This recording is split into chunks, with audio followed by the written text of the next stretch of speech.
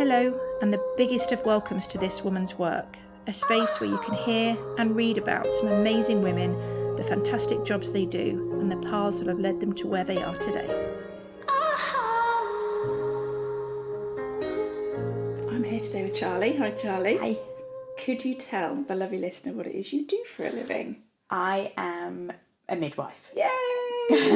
Which is something I've been asked apart. This is great, and thank you so much for agreeing to do this. You're welcome. Right, so before we go into too much about that, we're going to track all the way back to little Charlie. Mm-hmm. And we're going to say, what were you like? What were you into? As a little person. Yeah, as a little person, I think my family would probably say I was always going to go into some kind of caring aspect. Yeah. Be it nursing. I don't Vetting think midwifery or was, something. midwifery was never really in there, but I guess as a kid you didn't really think of No. midwifery then.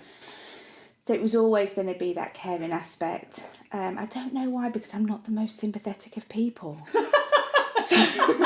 What, you don't know why they thought that about you or how you've ended up as a midwife? Either, to be honest, because I'm not particularly sympathetic. But I guess, I don't know, maybe there's But do you something like in there. fixing things? Are you a bit of a problem solver or...? Yeah, maybe. Or maybe you're just good with people. No, I don't particularly like people either. So I would say that I am, people stop. I would say, I'm socially selective. Okay, as that's opposed okay. to antisocial, we say Have socially you always selective. been that way though? Or because surely your job must make you a bit like that because you must see all sorts of people. Yeah, no, I think my sisters are very loud and they're very talkative, so I never need... You've got more than one. Yeah, so I've got another sister. So you're one of three. One of three. I'm the middle one. Okay. And they're very talkative, so I never really needed to do any of that. Right. So I just let them get on with it and just did my own thing. Yeah, okay. And obviously, Sherry's quite, what's the word? Vibrant. Yeah. So it was quite easy to let her take the lead. And then obviously I went in, as I grew up, did lots of different things, just normal jobs, didn't really know what I wanted to be. Went in to do some nursery nursing, so did the college course for that. Thought this isn't for me. Okay, but education-wise, what were you into? What were your favourite lessons, that kind of thing? I hated school. Oh, you hated school? Yeah, school was not my friend. What, sort of the academia side of it? Yeah, or just... I'm not particularly academic at all. So don't find learning particularly easy. Yeah. It's not for me. It's very structured and rigid, isn't it? Yeah, and I don't necessarily fit into that box. Yeah. So during school, science definitely, although I wasn't particularly good at it, but science was something that I found science interesting, and bizarrely history, and that was about it. Okay. So none of that really lends itself to where you are now. To where I am now at all. Although I guess biology probably would. Yeah. And then obviously, so did my GCSEs. Yeah. Got 4 C's in GCSEs. So all right, middle of the road type of thing. Yeah. Went to college because that's what you do. Yeah. Did A-levels. Realised you didn't really have to go to college and nobody really cared if you went or not. No. So didn't really go, basically. So what A-levels did you attempt to do, though? I did history, psychology. Okay. And that was it, I think. History and psychology. Okay. Sociology. Oh, okay. So again, so it's peoply though, isn't it? There's there's an interest there. And then, so didn't really get very good A-levels. I think I ended up with an AS level in psychology. And then that was like or a GCSE in psychology. I did change it to a GCSE. So that gave me my 5 GCSEs. Right, yeah. And then changed the other 2 to AS levels because I didn't really go enough for the 2 years to qualify to be an A level. I can remember that with college though. It's the freedom of it, isn't it? You're like, oh, so I don't kind of have to go. Yeah, and my mum's not going to make me go. No, so that was quite nice. Yeah. And did all the things that teenagers do that you probably shouldn't do. Like just sit in the pub for the whole day. Yeah. Great. Okay. And so then that was college. So now we get to 18, and what are we thinking now then? So still kind of really didn't know where I'm going. Yeah. Nursing was always there. So there was always that nursing. Okay. But thing. Is there any nurses in the family then? No. Ah. No. Or any medical? No. people want. Wow. No. So this really has come from you. Yeah, and then I just went and worked like in factories over the summer, you know, doing the summertime jobs. And then I had a really amazing opportunity. So my mum has cousins out in New York in America. Wow. And they was like, oh, one of our friends is looking for someone to look after their child while they work. Would you want to come and do that? So I went and lived in New York for 6 months. Wow. And so you've gone from literally just sort of going, I don't know what I'm doing, I'm hanging around in pubs, I'm just going to do a bit of factory work. Oh, Yeah. no, I'm flying to New York. Yeah, so I went there What a in great curveball. 2000. So I went there, I think it was November 2000 until sort of May 2001. So the visa things, I didn't go on a working visa. Yeah. I just went on a tourist visa and they kind of just paid me. Yeah. But their visas are really restrictive out there. So basically you need to prove that you can do the job better than anybody else in America, and that's why you need to be employed. Or you need to prove you have something to come back to the UK for. So you need to be like married, have children, have a house in your name. Obviously, I had none of those things, so I couldn't prove that I wasn't just still gonna. the case. Yeah, I wasn't gonna just Probably go is. and stay there. At the end of the 6 months, came home. So you're now what, like 20? 20, yeah. Came back home, and then I think I worked in the hospital as a healthcare assistant. So first of all, a ward clerk, and then kind of just went through. So went as a ward clerk, then as a healthcare assistant, working on all the different wards. Eye-opening, you realise that some areas are really not for you. You know, respiratory is not for me. People coughing into pots is not for me. You know, little old Doris in the bed, I quite liked that. You know, having a little chat with Doris. And again, midwifery was nowhere in my head at all. Nursing was still there at that point. So applied to do nursing, and then thought, no, I don't think I really want to do this. That was it. So I worked as a healthcare assistant, bought my own house, did that was all fine. And then I had an event in my life where somebody got into my house when I was at home and kind of really just gave me a big shake up, really, because it made me stop and think, what on earth are you doing? Yeah. And then it was actually, she was like, well, what do you want to do? And I just went, I think I want to be a midwife. And this had never entered my head before at all. And so she was like, well, just do that then. Just do it. So I applied for midwifery, applied to obviously a few different universities, and got accepted at Leicester. Again, the academic side of things always never really, I passed obviously, but I didn't get amazing grades. Yeah. So found that really hard. But the good thing about it is it's 50-50. So you do 50%. So I was one of I was the last year to do the diploma in midwifery. Then it just went to the degree only. Right. So the diploma in higher education, and did that for 3 years, and it's really good because you have that balance of the practical hands-on thing, and that is my way of learning, but you also have that knowledge aspect and the theory behind why you're doing what you're doing. Yeah. So and probably for the first time ever, I enjoyed going, because you're learning about something that you're really interested in. Yeah. And I think the more you get into it, the more passionate you become. So some people, I think, go into it, they're already really passionate about improving things, making a difference. I don't think I necessarily was, but that kind of just developed as I went through.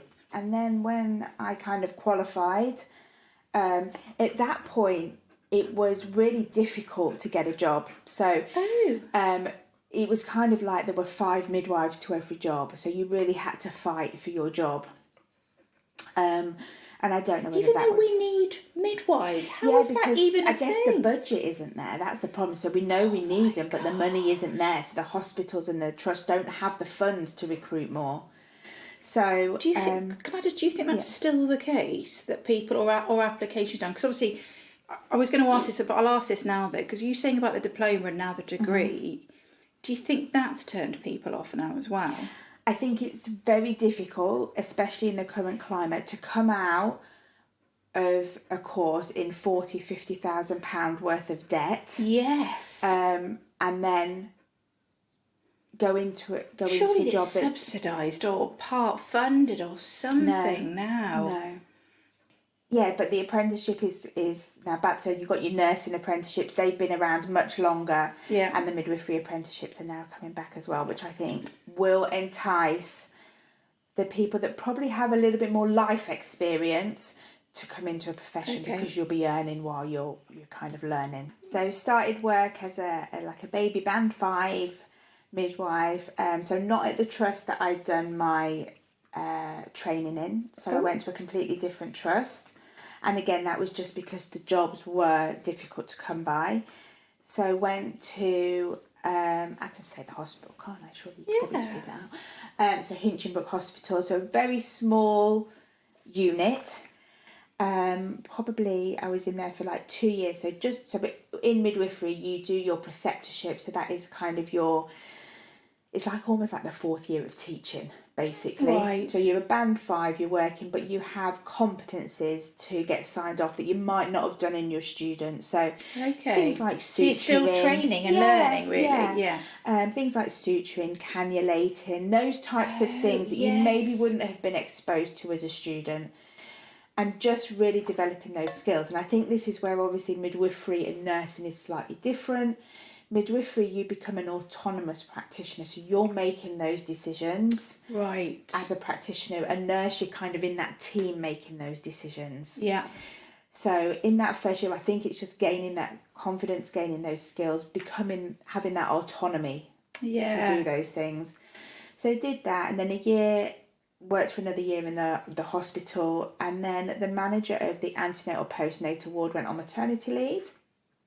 So 2 years, and I applied to just cover her maternity leave, because it's an antenatal postnatal ward, so it kind of fit what I liked to do, and so covered that for a year. So was a ward manager. Well, got the job. Yeah. You've skipped after that, so well done. Got the job. And did that for a year, and again you're looking after those women in that antenatal period and that initial postnatal, where you have so much influence at that point, because the women are so vulnerable. They're either just given birth and they've got this bundle of thing that they never even know what to do with. Oh my God. They're sleep deprived. They may have medical conditions that they need some kind of support with. So again, loved that aspect of it. And then that so it's really multifaceted, which you liked. That ward manager, I guess your voice is heard a little bit more. Okay, because you just probably go into different forums where your voice is heard a little bit more. Yeah. So then Emma came back from maternity leave, was like, I don't want to go back into full time. Thanks. Right. So I applied for the substantive post and then got that. Yay. And did that for a very long time. So I was the ward manager on the antenatal postnatal ward for, I want to say, about 10 years. Wow. So a very long time. During which time we obviously had our friend COVID. Yeah. Oh, yes. So little old COVID came in and kind of scuppered everything. Oh my gosh. At the time it was... How far into it then was... so we're to 2020, Yeah, so... I was like well established as a board manager at that point. I guess we kind of forget because it's just been and gone and we've moved on now, but you look back at it and you think people were just so amazing in the health service. They were so resilient, so flexible. It was like, we've had 4 people go off for COVID. Can you come in and work? Yeah, of course, it's fine. So, we knew we had to cover the service. At this point, there were no visitors. You couldn't have your visitors come onto the ward. Yeah. Your partners couldn't come onto the antenatal postnatal ward. We had birthing partners while they were in labour, but not afterwards or before. So the women were on the ward by themselves with just us. And in some ways, a lot of women actually quite liked that. Did they? Because I guess it went back to, you opened your curtains, you chatted to the woman next door to you, because she's in the same boat. She hasn't got her partner with her either. Yeah. And there was just that old-fashionedness about it, I guess. And the staff knew that they haven't got In their fairness, partners. when my family came in, I really wasn't up for that. Yeah. Do you know what I mean? I didn't feel great. And they didn't come to see you, let's be honest. No. They came to see the baby. Yeah, they did, yeah. And also, there wasn't I looked a mess, so there was nothing particularly nice to see about me. So yeah. So there was that aspect. Community midwifery still carried on. So health visiting stepped back a little bit. You know, like they were just talking to people through the window. They didn't always go into the house. Of course. But the midwifery couldn't do that. You know, we had to still go into people's houses. We still had to do that postnatal And care. was there the PPE at this point? Yeah, there was. Yeah. Okay, so just like the normal masks and gowns. I was going to say, you weren't in full hazmat going in. No.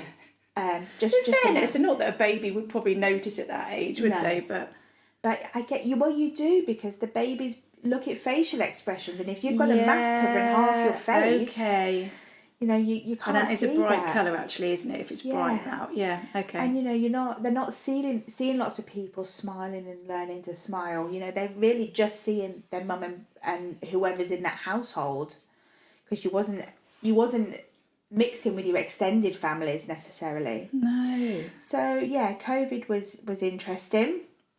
But even from a managerial point of view. And we remember thinking, that must have really we're going to have you. an isolation area, because these people that have COVID, we can't have them in here. We have to have an isolation area. So at that point, we turned our midwifery-led area to like the home from home rooms.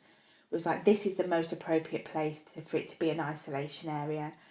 And that was it. We had to learn how to put PPE on properly, take it off properly, make sure, you know, the bags were in or out the rooms, wherever they needed to be. Did the women have to wear PPE while they were in labour? No, not while they were in labour. I was going to say, God, that would almost make me panic with a mask on. So when they were on the wards and things, they did. They didn't have to. But they didn't have to wear it while they were in labour. Yeah, okay.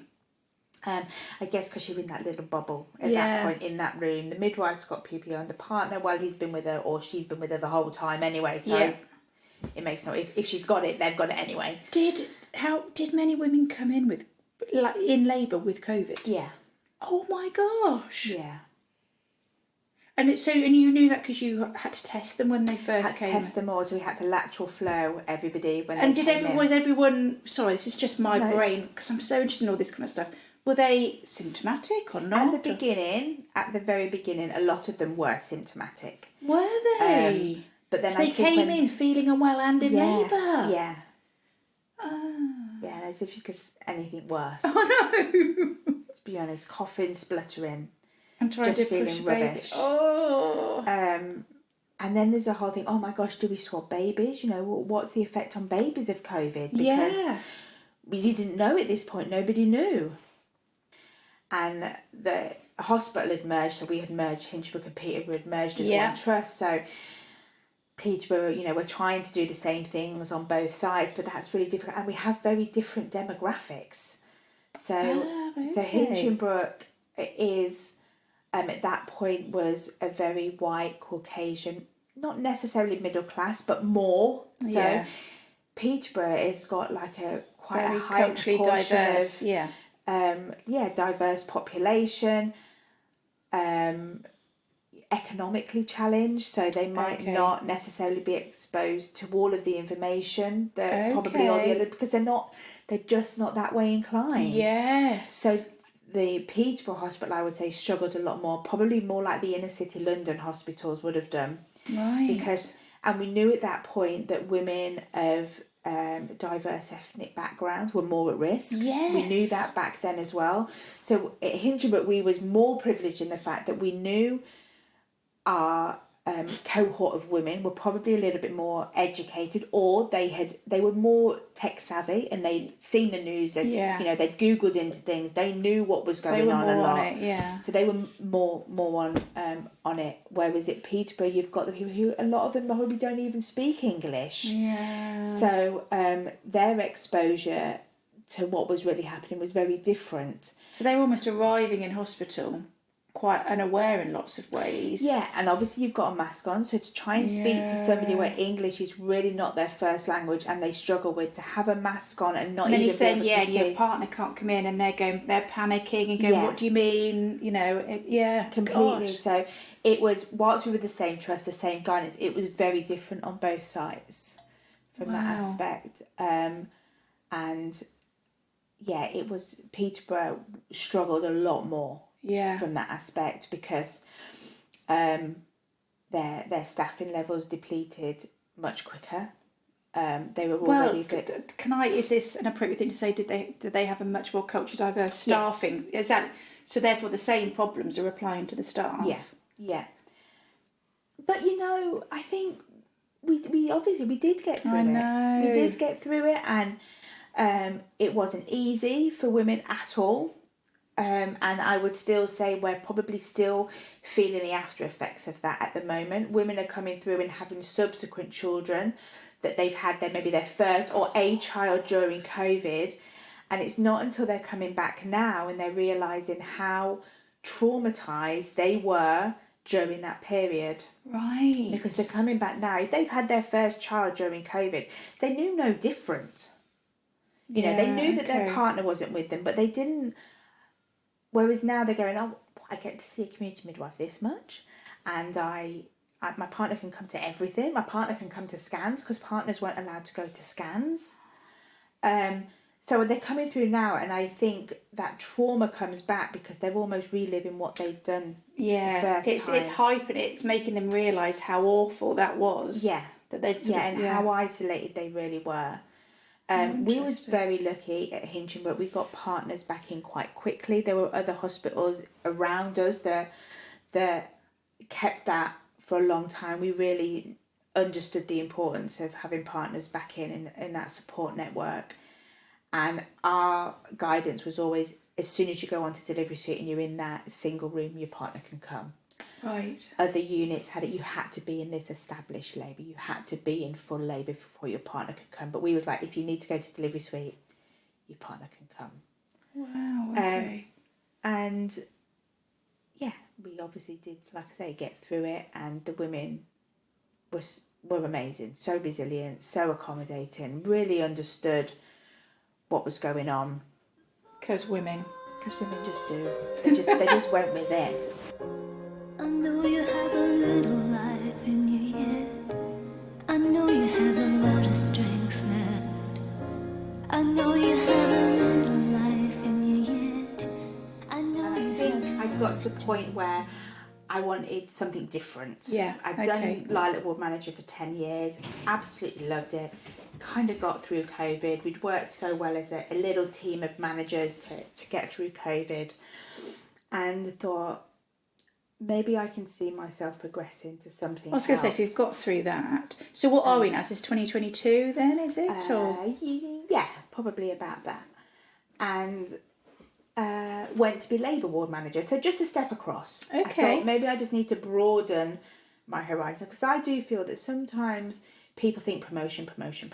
Yeah. And sometimes I think you can go across. Yeah, brilliant advice. Just go across and see something different. That will help. You can still go to the promotion, but I think that will give you a better footing because you've got a bigger base knowledge. Yeah. So went to do Labour Ward Manager. Obviously, had an insight into it. We'd worked so closely together.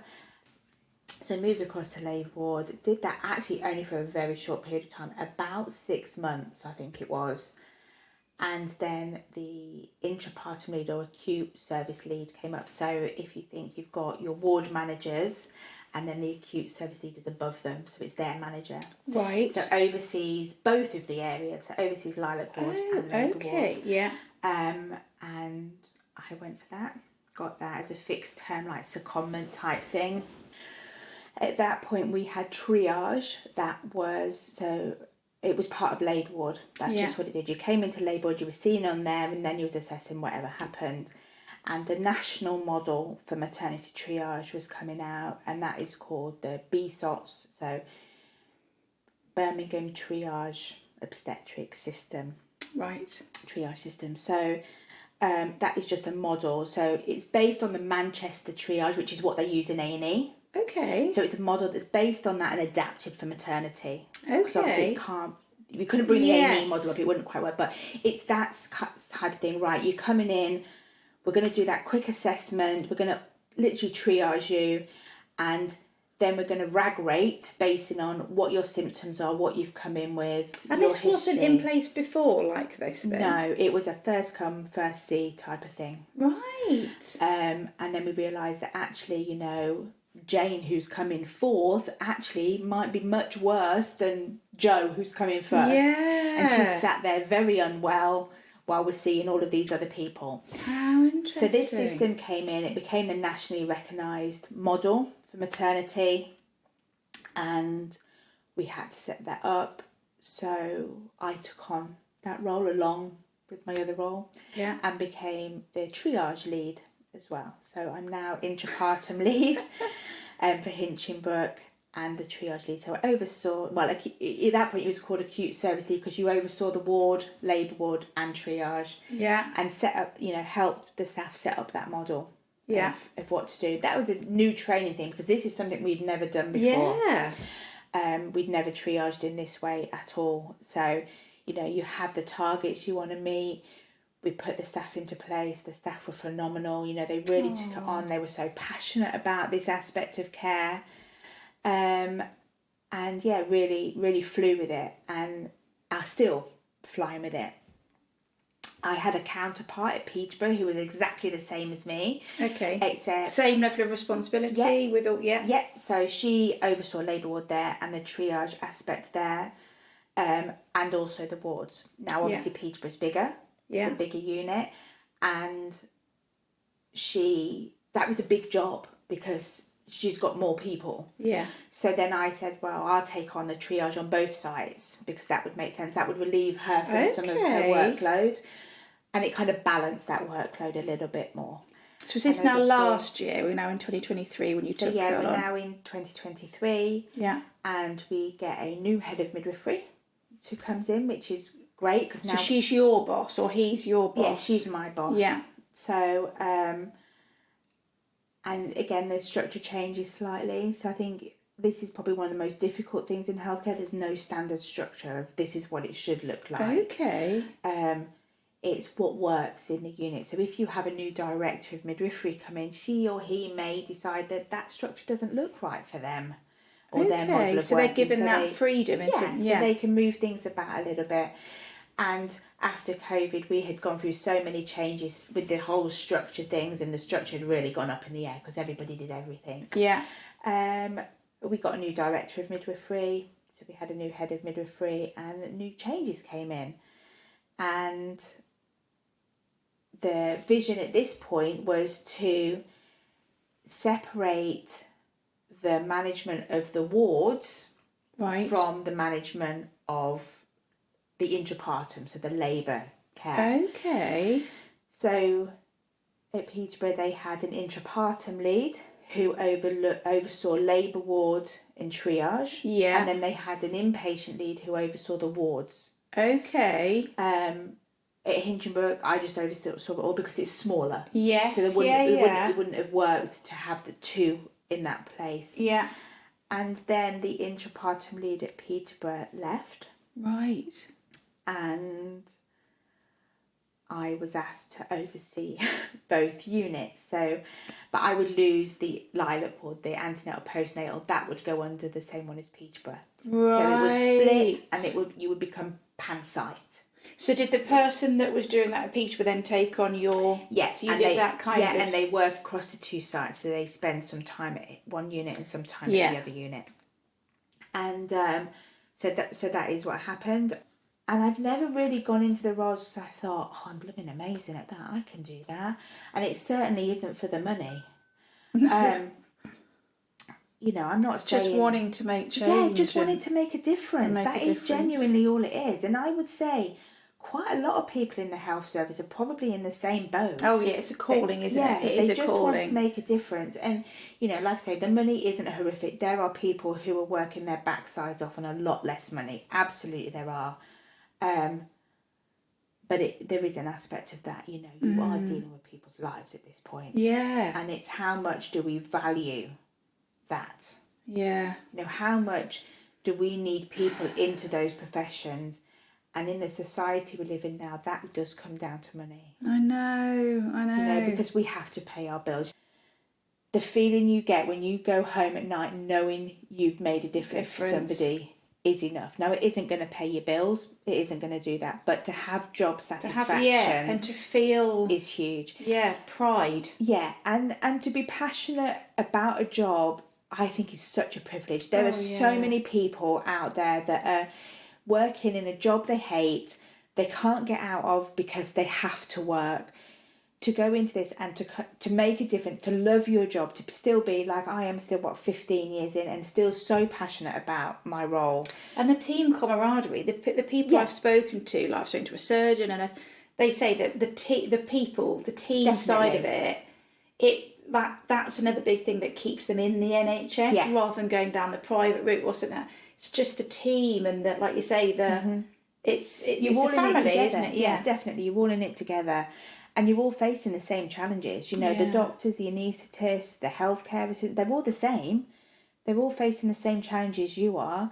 And the only way you can get through it is to work together. You know, you're all cogs in that one machine. Yeah. And if we don't work together, it doesn't work. You know, if the anaesthetist go, not today, love, it isn't going to work. The whole system would fall down. God, government should just be full of like hospital staff, shouldn't it? Do you know what I mean? Like people that can actually work really well together, think on their feet. Like, just need to sack everyone else and just make sure that it's all get your NHS. Get the keys to 10. Yeah. I mean, are you optimistic? You to have say to the be. next. Well, we're sitting here, aren't we, on the eve of an election? Mm-hmm. Are you optimistic for change? I think you have to An be, because investment. otherwise what's the point? You have to be optimistic. Yeah. Am I sure a different government is going to do anything differently? No, not really. You don't think the money's suddenly going to come flooding in? But if it would have been there already. I know. And you can have all the big promises, can't you? From them, they're going to make all these promises and saying we're going to do X, Y, and Z. But when they get in, are they really? I don't know. I know.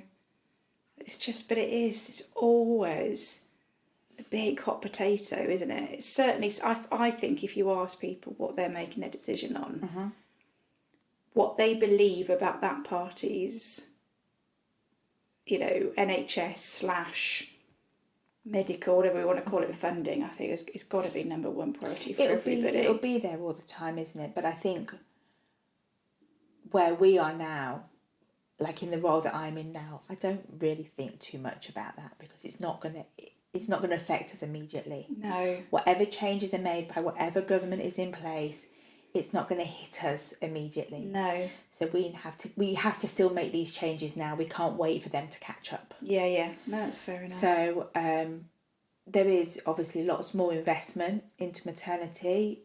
We recruited a lot more of our student midwives coming through. I was going to say, is there a good influx? Because I thought rates were down, or is that not the case? I think a lot of units across the country, or definitely within the region, are kind of where they need to be from a staffing point of view. It's much better. When we get our students in, we're going to be in a much better position too. There are some units across the country that don't actually have any vacancies. So obviously we've had international recruitment as well. So that's been a big drive. Yeah. Because we absolutely knew we didn't have enough midwives. Yeah. Even through the training that we had kind of trained here. So we've had a big drive and got brilliant. Okay. midwives over from other countries.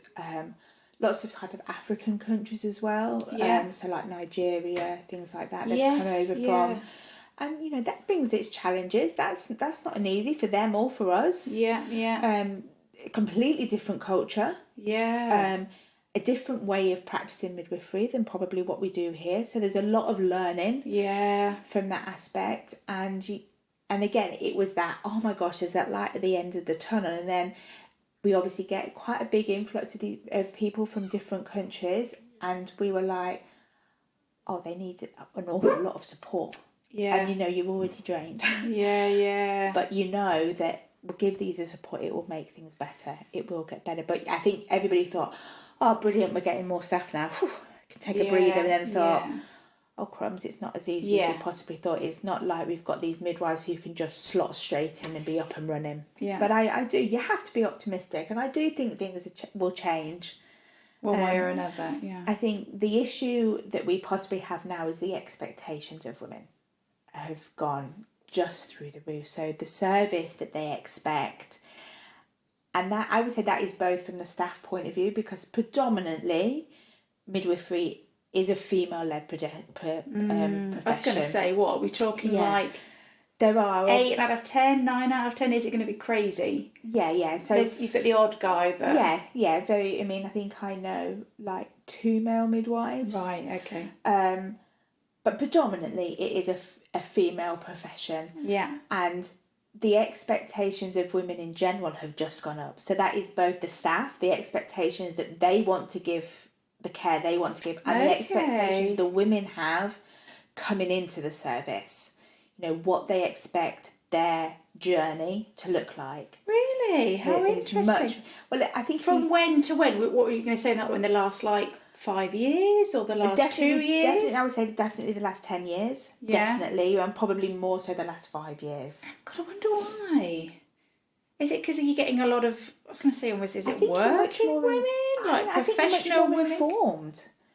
Oh, I think if you go back to, when my mum went in, your doctor, your obstetrician said, this is what you're going to do. You went, okay, thank you. Yeah. And now it's very much like, no, I'm going to give you all of this information and you tell me what you want to do. So I'm going to say to you, these are the options for you. So if we say, we'll go to place of birth, for example. Yeah. You know, you can give birth in the hospital. You can give birth in a midwifery-led area. You can give birth at home if you want to. There are your options for birth. We don't necessarily say, well, actually, you've got all of these risk factors, so you have to give birth in the hospital. That is it. Right. You could still say to me, well, I know I've got all of these risk factors and that your advice would be for me to give birth in the hospital. But I don't want to do that. I want to stay at home and give birth. Thank you. So it's now like choices. We've really empowered women to have a voice, to make these decisions, and now we have to meet that expectation. Yeah. So we've gone into it wanting to empower women. We've absolutely done that. Brilliant. And we're just a little bit further behind with, are we now able to meet your expectations? Wow. My last 3 questions, so I can actually go back to your day, are, what advice would you give your younger self? So maybe that younger Charlie that didn't know, or it could be any version of your younger self. I don't think I would give him any advice. Wow, okay. I think the path that I took was the path I was meant to take. Brilliant. The things that I did made me who I am and gave me the skills I needed to do what I did now. If I said, for example, to my younger self, go into midwifery when you're 18, would I have been as good of a midwife? I don't know. Yeah. But because I hadn't had that experience, I hadn't gone through that process, I hadn't done the healthcare assistant role and learnt those really genuine caring skills. So I don't think I'd give myself any different advice, but just go with it. If it's meant to be, it's meant to be, and I think that's just how I see things. Wow, which is brilliant. Yeah. That is in itself brilliant advice. In some sense, it's just to kind and of go. And it's okay not to know. Yeah. I think that's the thing I was. It's okay not to know what you want to do. Yeah. We don't need to know when we're 18 what we're going to do when we're in our 40s and 50s. I know. That's okay. More often than not, it's not the thing you want to do anyway, is it? I think have a theme. I think it's good to have a theme of what aspect. Or some people, what lights you up, that kind of thing. Yeah, you know, some people are very driven into manual laboury type skills. Yeah. That's fine. But you don't know you want to be a plumber, for example. Yeah. But you know you want to do that. You want it to have a skill. Yeah. That's fine. Just go and work in something that's quite generic where you can do a bit of everything and you will find... You'll figure it out. I think your passion finds you. I don't think you go and find it. I think it finds you. Wow. Okay. Well, interestingly then, what advice do you think your older self would give you now? So 60-year-old Charlie, what do you think she would say to you now? I think she would probably say, believe in yourself a little bit more. Okay. So I think, and then you've said it yourself, I think I possibly underestimate myself a little bit. Yeah, you talk yourself down, don't you? Yeah, and I think she would probably say, you're kind of probably better than what you thought you was. Yeah. Yeah. Brilliant. The final question then is life advice to throw out there. I mean, gosh, this could be, so all of you as you are now, everything that you know as you now, is there any advice you would throw out there to women or to anyone, like, you know, a mantra advice that you think people could do with hearing? You can do anything. You can absolutely do anything you want to do. You've just got to get out there and do it. You've got to sometimes scare yourself and go out there and do it. But you are more than capable of doing anything you want to do. I don't think let anything hold you back. If that's where you see yourself going, you will get there somehow. It might not be the fastest route, but you will get there. If that is genuinely where you see yourself going, just get on the boat and do it. Just do it. And I would say thank you very much. Thank you very much.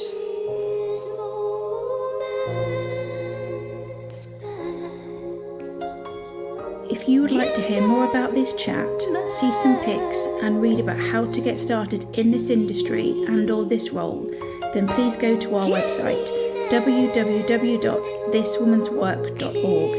The link is on this podcast page and across our socials. Sincere thanks.